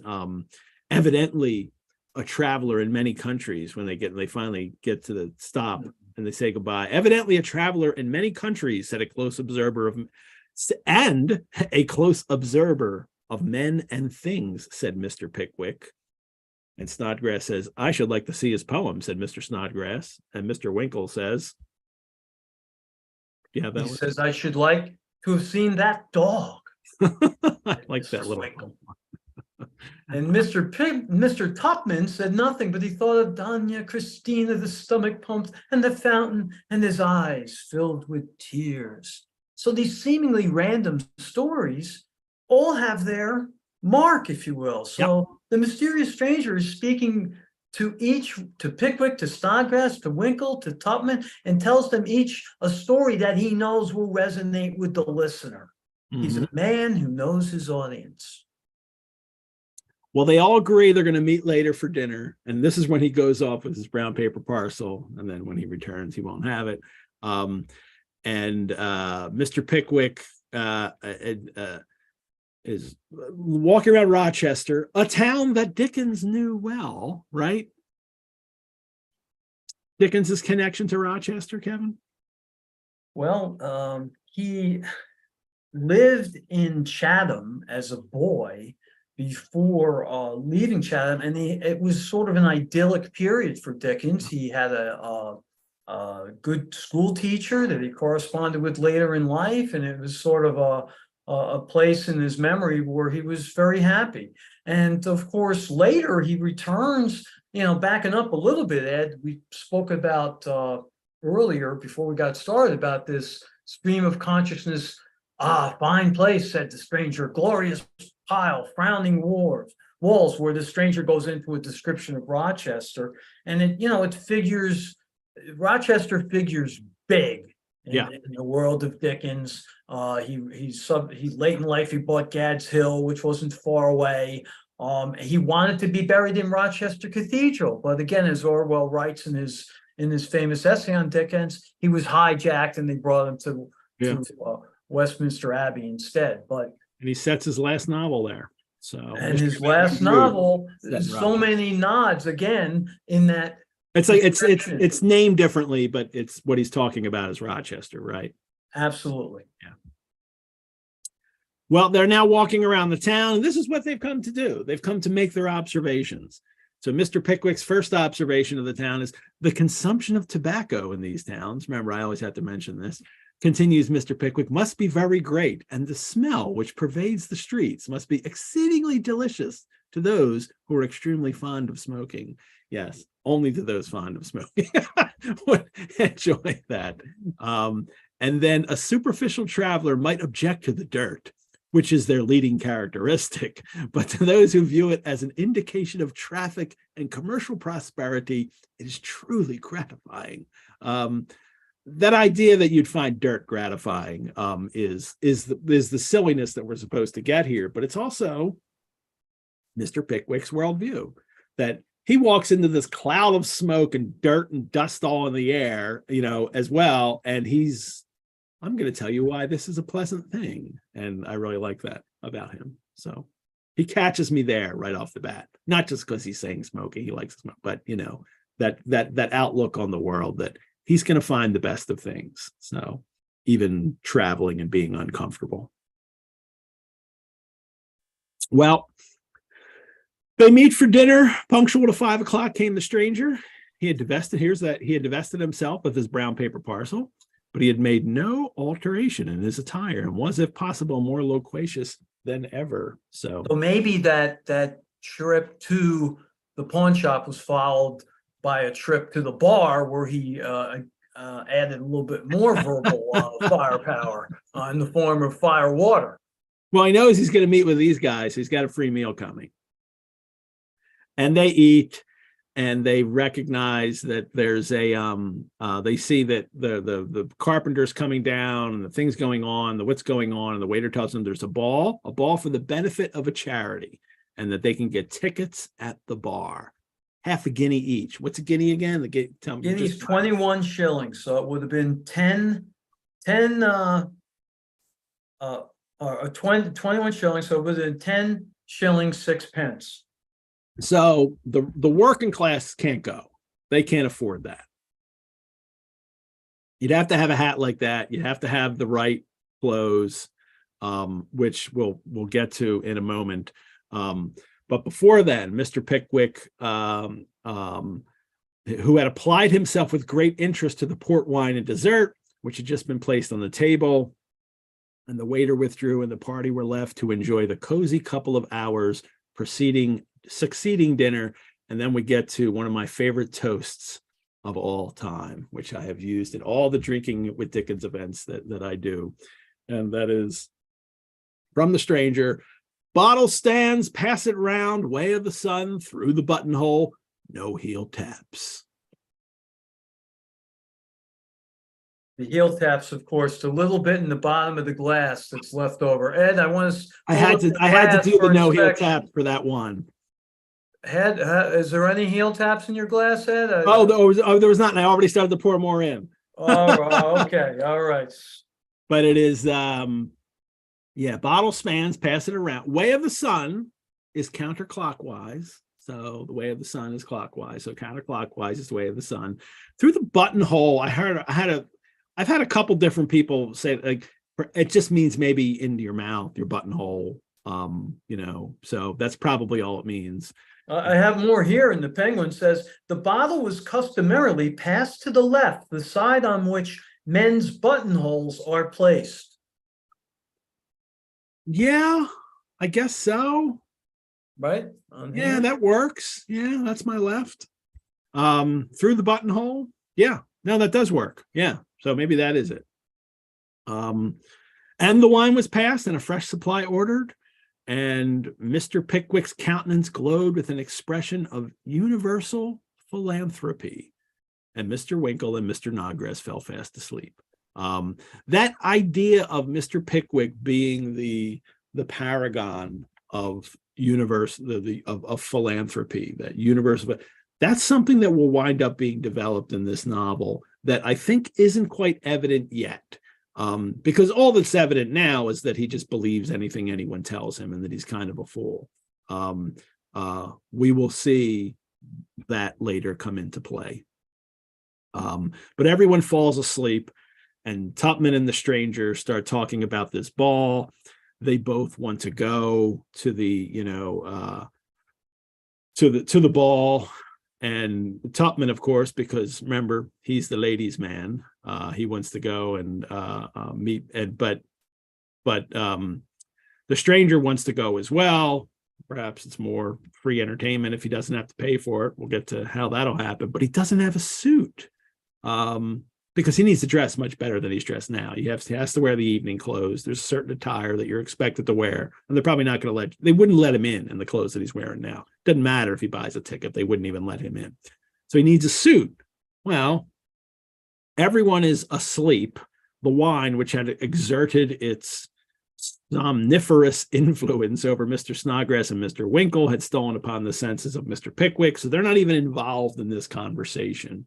And Tupman says, well, you could just wear, Mr. Winkle's suit, my friend, because you're more of a size.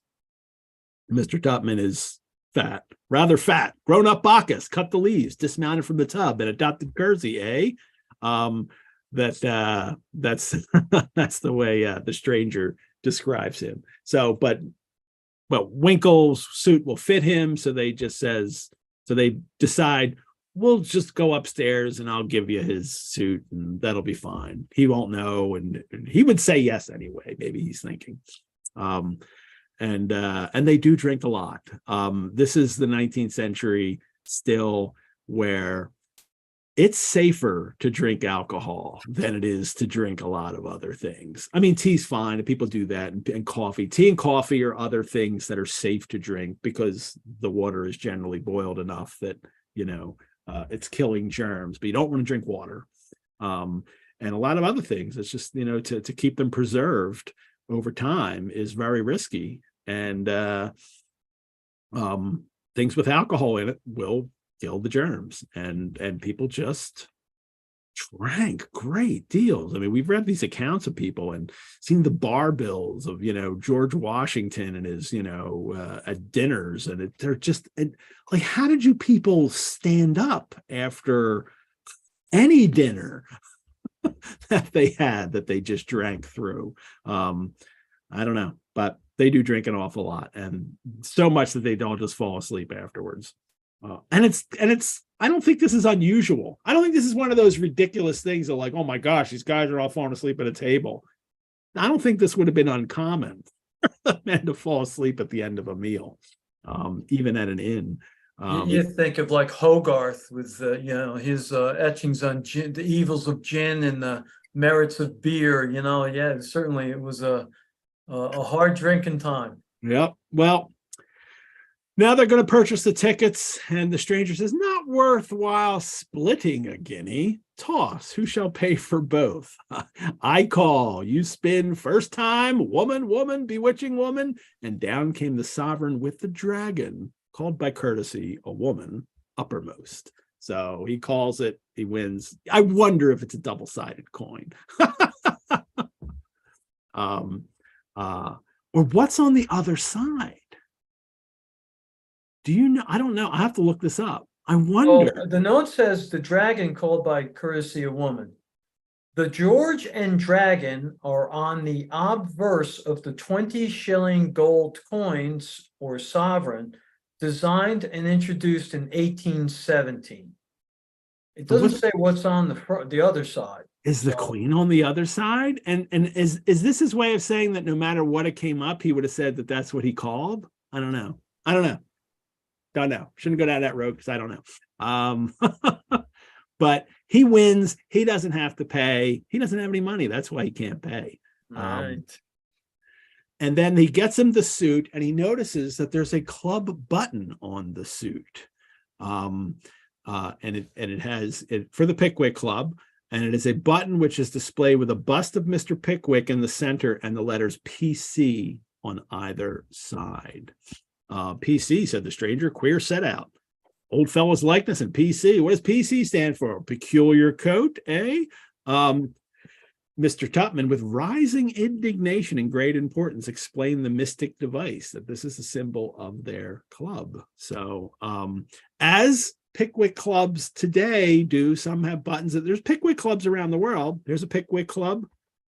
Is that this tie clip, Ed, if you can see it, with Mr. Pickwick on it, was given to me in Westminster Abbey, and it's a Norwegian Pickwick Club. I don't know if you can read the lettering, but absolutely, they're still out there, and they typically feature a lot of drinking. They do. There's a Philadelphia Pickwick Club. I am a member. MPPC member. Philadelphia Pickwick Club. We have this. I have a little Pickwick lapel pin, but actually, what the Pickwick Club members of Philadelphia have is we have a tie with Mr. Pickwick on it and PPC underneath it. And so, if there's any Philadelphia Pickwick Club members watching, I have my tie on, so I cannot be fined for having a Pickwick Club meeting without my tie. You get a fine if you're without it. So the fine is $20. The fine is a bottle of port, is what it is. So, but we just give $20 for charity. Philadelphia Pickwick Club meets 4 times a year, and I love being in it. It's basically we have 4 dinners a year, 3 dinners a year. I'm sorry, luncheons a year, and we do drink a lot and enjoy ourselves. And everybody gets fined, and then all that money goes to charity, and it's a lot of fun. But here the original Pickwick Club had buttons. Mr. Pickwick and a PC. How's this going to play? Anything. They go into the ball, and they're asked their names. "What names, sir?" said the man at the door. And Tupman's about to say their names, and a stranger says, "No names at all." And then he whispered to Mr. Tupman, "Names won't do. Not known. Very good names in their way, but not great ones." So he doesn't want them to know who he is. And he doesn't let people, but they don't give their names. And as he says, incognito, the thing. Yes. He can make his reality that way, right? That should raise, but for the reader, I think it should raise a red flag. Like, wait a minute. Like, if you haven't noticed now that he's kind of getting everything for free and doing this, now he's not, revealing his name. And the fact that we still don't know his name. None of the Pickwick Club has even asked him his name. He's still just the stranger to them. They don't call him by name, and he kind of avoids situations where where his name will be given, and so he still doesn't reveal his name. They are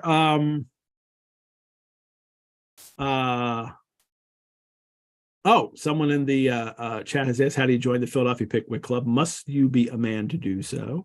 From what I understand, there is no bar on women joining the Philadelphia Pickwick Club. Hear, hear. You can find their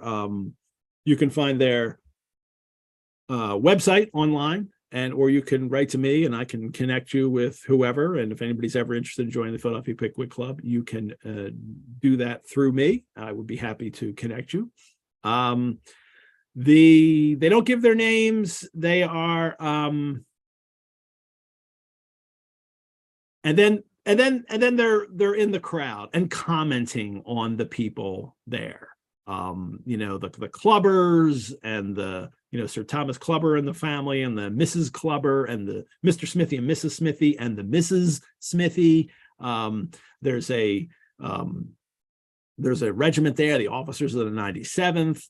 And Dickens at one point has a reference here. Here it is about the Boulders. Mrs. Colonel Boulder, Lady Clubber was one of the most affectionate description. Colonel Boulder and Sir Thomas Clubber exchanged snuff boxes, and I have to point this out, looked very much like a pair of Alexander Selkirks, monarchs of all they surveyed. Alexander Selkirk, Kevin, you know who he is? Can I take that? Sure. Okay, Selkirk, a Scottish sailor marooned on the island of Juan Fernandez from 1704 to 1709, was the model for Daniel Defoe's Robinson Crusoe, published 1719. So Cowper wrote a poem entitled Verses Supposed to be Written by Alexander Selkirk, which opens, I am monarch of all I survey. He's alone on the island, of course. This is his kingdom now, and he learns, the whole Robinson Crusoe story. I have to point it out because this is the first of the references to Defoe's Robinson Crusoe, and because it's the first, novel. Almost every novel has at least one Robinson Crusoe reference at some point in it. Arabian Nights gets a lot of mentions too, but I think Robinson Crusoe wins. And I'd love to go through one day and just find them. But sometimes you have to look up Selkirk, Sometimes it could just be like, the talking, not naming anybody, but being on the island kind of thing. But Dickens loved Robinson Crusoe, the Defoe's novel story, and mentions it frequently. There's always, and it's often a little throwaway line like this. It's the way it is, but it's always in his mind. It all comes out at some point. Robinson Crusoe has to hit the page when he's writing. And you could go down the rabbit hole, obviously, with that, but Defoe is such a compelling figure. Yeah. And he wrote as just trying to pass off, for example, Moll Flanders as truth. It was supposed to be. Again, he found a bunch of papers in the bottom of a chest somewhere, and he was just, the editor relating the facts. And Defoe's such a fascinating figure, Ed, a political pamphletist. He did so much, like Dickens too, in journalism and all different kinds of writings. And he sort of was the inspiration for the notion of sort of, the self-made man, right? The man of technology, him and his gun conquering the world, right? All the way down to even Charlton Heston as the Omega Man. There's so many. He crops up in so many places. Really, you can trace things back to Robinson Crusoe. But I can't help but think that Dickens strongly identified with Defoe and even with Crusoe as sort of the author of his own life. Here he is. He's at 24. He's setting out. He's gonna conquer the world, even if it is the island. There's the personal connection too, in that, Dickens loves to write about and mention all these books he read as a child, that he discovers books as a small child as a way to escape the world that he's in and to imagine these other places and him having adventures in them as the characters are having adventures. That's a very important thing that he writes about several times in his career, describing what it was like as a joy to discover books as a child. And this is one of those stories, the Robinson Crusoe story. And it stays with him, and that he keeps mentioning. And I can imagine he's probably reading Crusoe throughout his entire life as well. At the ball, there's also a little fat man with a ring of upright black hair around his head and an extensive bald plain on the top of it. Dr. Slammer, surgeon to the 97th. And the stranger and Tupman see him paying the most unremitting and devoted attention to a little old widow. And Tupman asks who she is, and Tupman says, "Oh, I'm going to dance," or the stranger says, "I'm going to dance with the widow." And Tupman says, "Who is she?" And he says, "Don't know. Never saw her in all my life. Cut out the doctor. Here goes." He just sees this as like, I'm going to cause a disruption here. I can see you're paying attention to her. I'm going to go dance with her and we'll cause a scene maybe. On the one hand, the stranger seems to be out to like fleece people and to get like things for himself, food, drink, the entrance to the ball. But he just wants to have fun and do things and probably suffer no consequences from them. But he's very much the almost like a trickster kind of person here, and wanting to do these things. That's the kind of character that we're being presented with.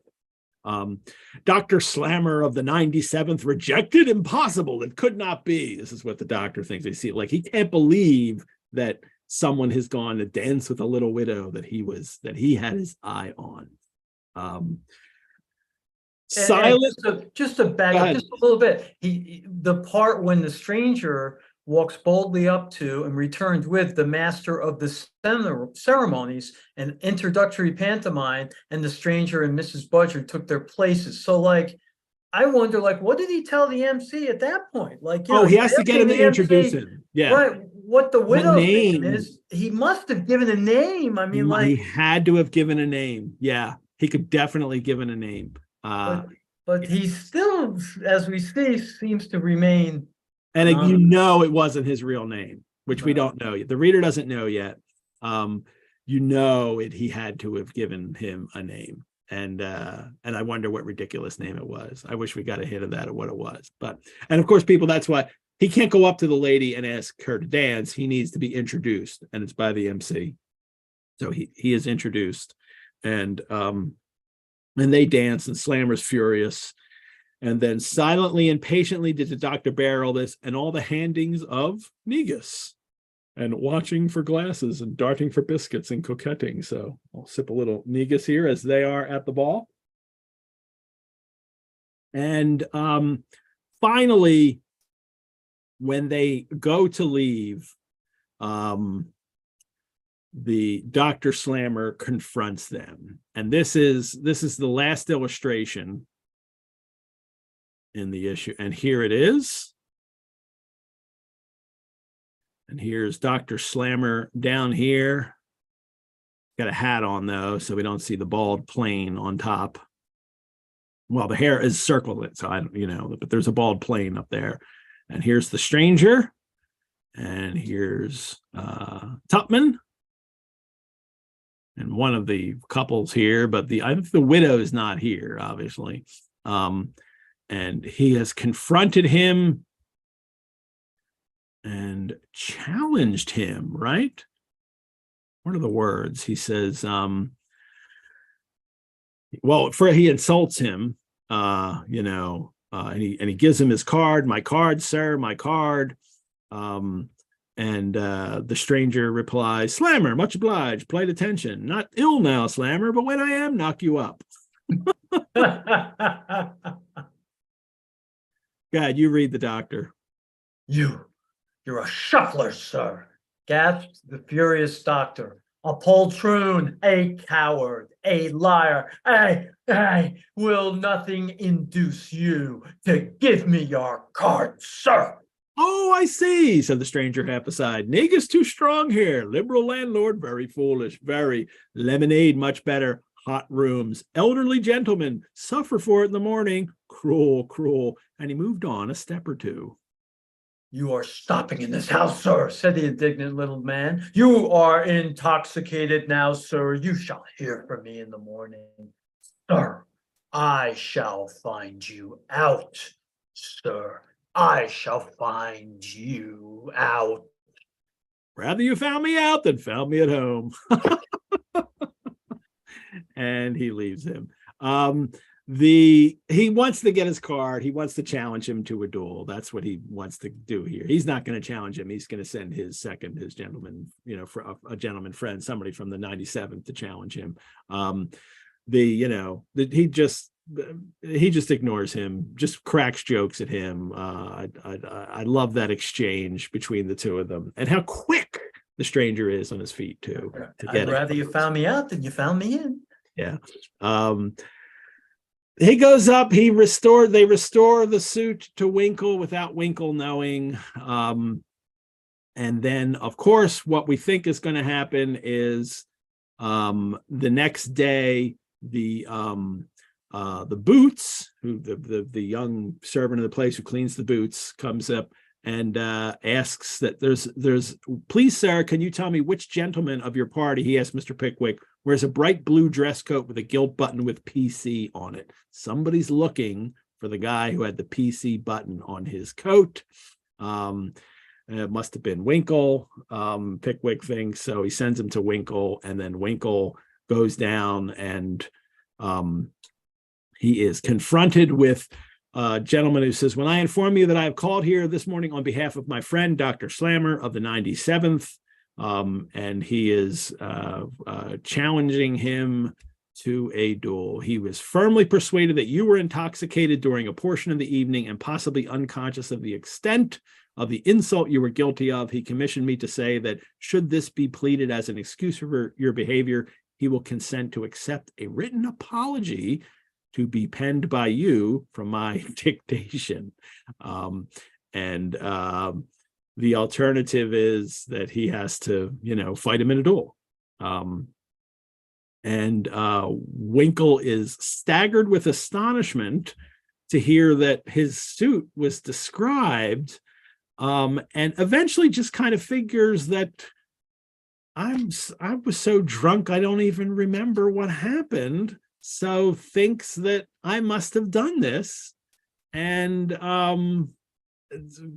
accepts the duel, but thinks he's going to get out of it, right? He goes to Snodgrass to be his second, and he thinks that Snodgrass, and he's hinting at him like, if we fight, it'll be horrible, and there's consequences, and we could all go to prison, and, he wants him to go and inform the authorities that this duel will happen. This is how he'll get out of it. He could save honor by not being a coward and backing out, because the authorities broke it up. Nothing I can do about it. But Snodgrass thinks that Winkle is such a good shot because Winkle we've learned that Winkle's the sportsman, right? Snodgrass is the poet, Tupman is the lover, Winkle is the sportsman. He's the guy that well, you're gonna be fine. You're a good shot. You're a sportsman. You go around hunting all the time. That's no big deal for you. And Snodgrass doesn't, and Snodgrass is also, he's like too loyal, and you'll be fine. We're Pickwick Club men. I'm going to, don't worry, I'll be your second. It's a very honorable affair with him. Winkle doesn't want to be in it, but, that's the predicament that he is in. And then they go off to have the duel. And another sketch that you can go back and check out that Dickens has already written. The Great Wingleberry Duel is one of his sketches. I recommend people going to see that and how he's presented a comic, situation of a duel. They're at the duel. The doctor Oh, here he is trying to get out. The consequences may be dreadful, said Mr. Winkle. I hope not, said Mr. Snodgrass. Doctor, I believe, is a very good shot, said Mr. Winkle. Most of these military men are, observed Mr. Snodgrass calmly, but so are you, ain't you? He can't say no. He has to hold up the reputation that he has of being a sportsman and also not being afraid of doing this. So they go off now to the duel, and they line up and all the, I love that there's a character here, what's his name, Payne, who keeps kind of getting the fight even more. Perhaps you're offended at me. Yeah. If you're not, I'm ready. Let's bring it on. So, yeah, good stuff. The mistaken identity. Again, right. It's sort of opera buffo, this whole notion. All right, said Mr. Snodgrass, be ready and wing him. Like, you're so good, you could just hit him in it, just graze him, and then that'll end it.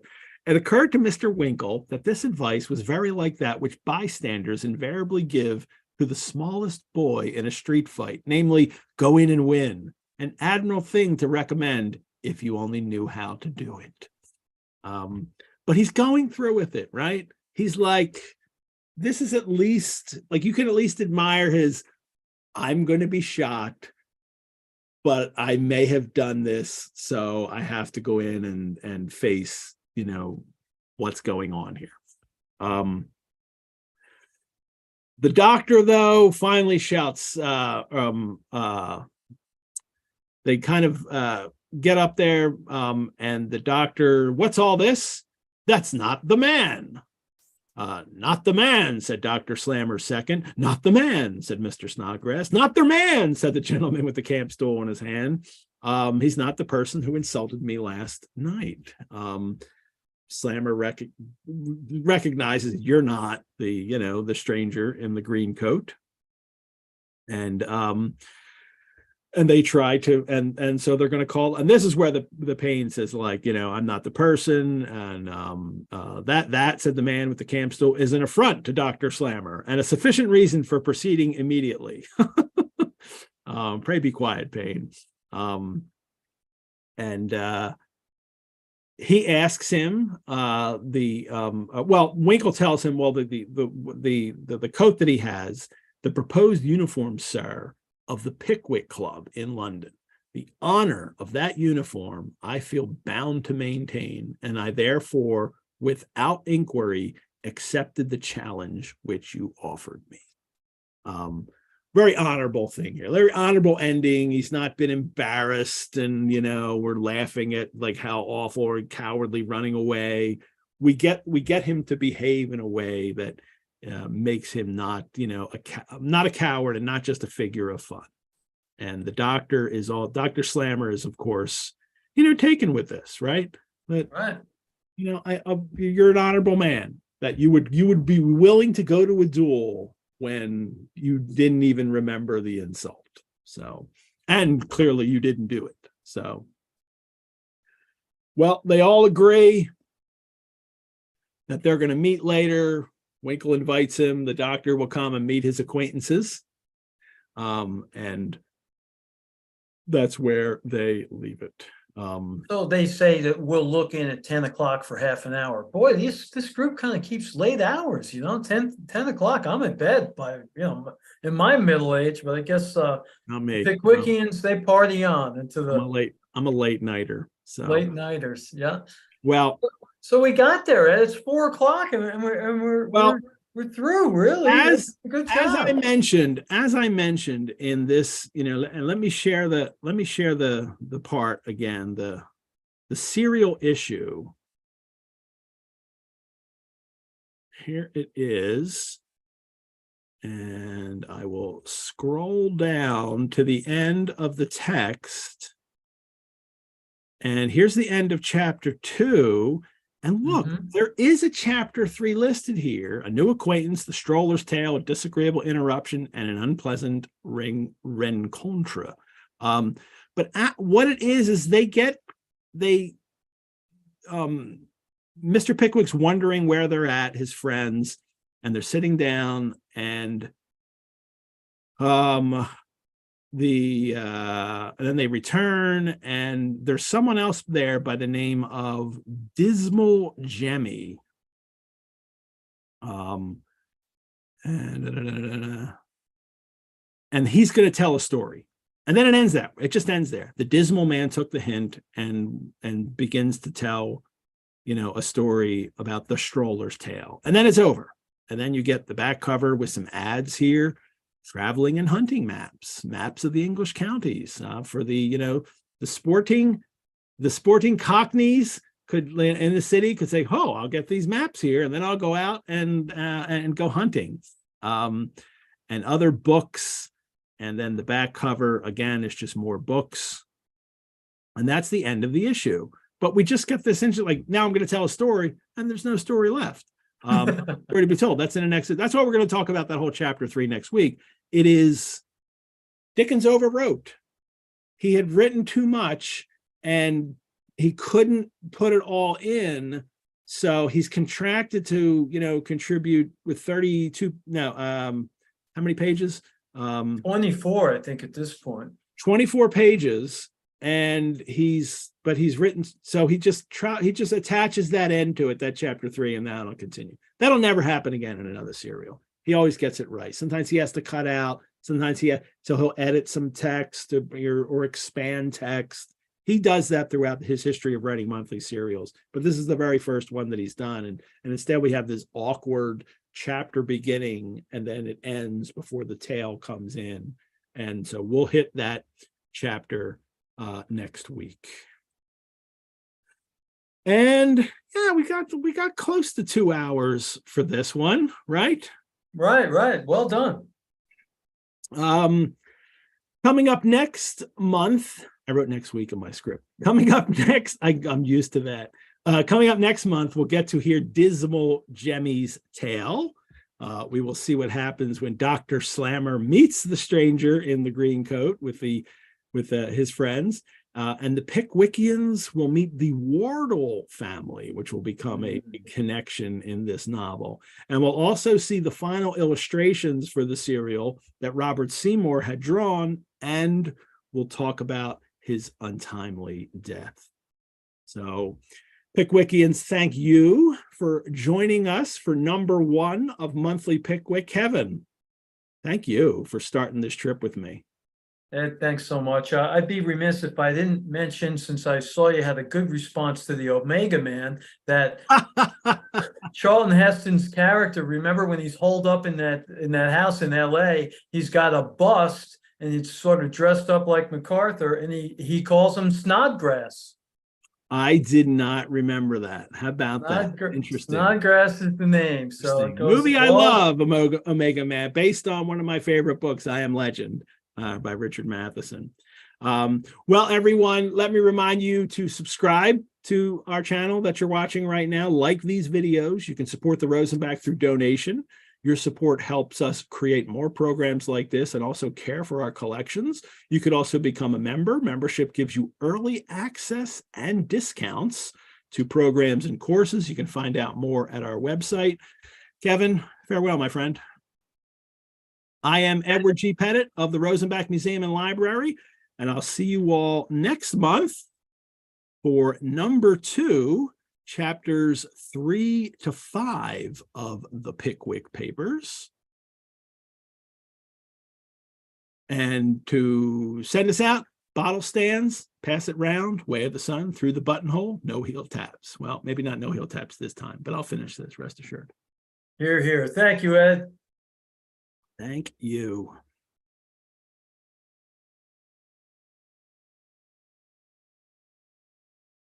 Bye-bye, everyone.